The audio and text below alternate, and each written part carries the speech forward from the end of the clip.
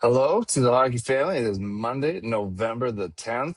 A lot of you know, currently traveling, so I apologize for the late video today and the fact that I'm doing it in the corner of a restaurant in the hotel in New York City.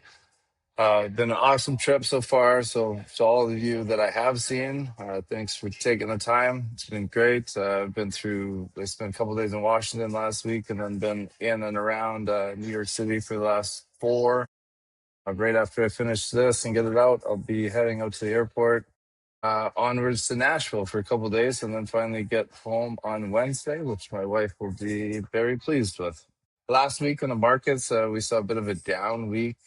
So the S&P gave up about 1%. NASDAQ, very tech heavy, obviously, closer to around 3% down. Primary factors there. And again, like we're going to try not to say government shutdown a million times, but we'll say it a few times during this video. So two primary factors driving that are the government shutdown. And then also just on the tech side, that NASDAQ, definitely with AI valuations, are very stretched. So a little bit of a pullback there, not unexpected, not surprised there.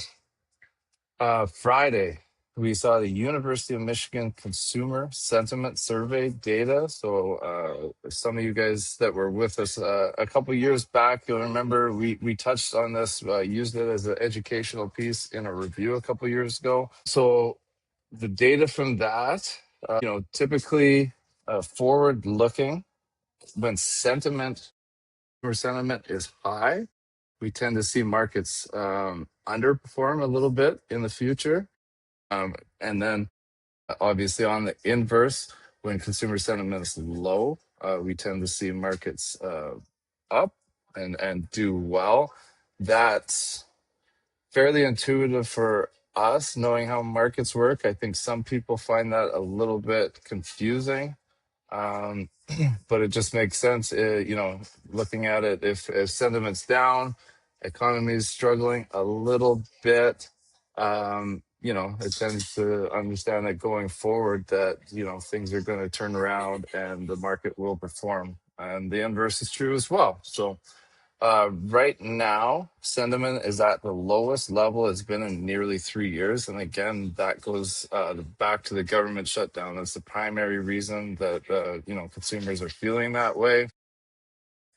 This week, we were scheduled to get the CPI and PPI numbers this week, but we won't get those again due to the government shutdown. But positive news this weekend, a lot of kind of rumblings that they are getting closer, that there was some progress on a bipartisan bill, finding new federal funding to reopen the government. So the markets reacted positively to that this morning. Markets are up, futures were up, going into it with everybody, thinking that the government is close to finding a deal going forward. So tomorrow is Veterans Day down here in the States, Remembrance Day in Canada. So I want to send just a heartfelt thank you to all of you, friends, family, clients, and everybody else that has served, allowed us, to live the life that we live in these two best countries in the world. So thank you very much again. Looking forward to it. Hopefully, if I'm seeing you again in the next little bit. But it's been a great trip, and thanks again to everybody. So, questions, comments, concerns, please feel free to reach out, and we will talk soon. Bye.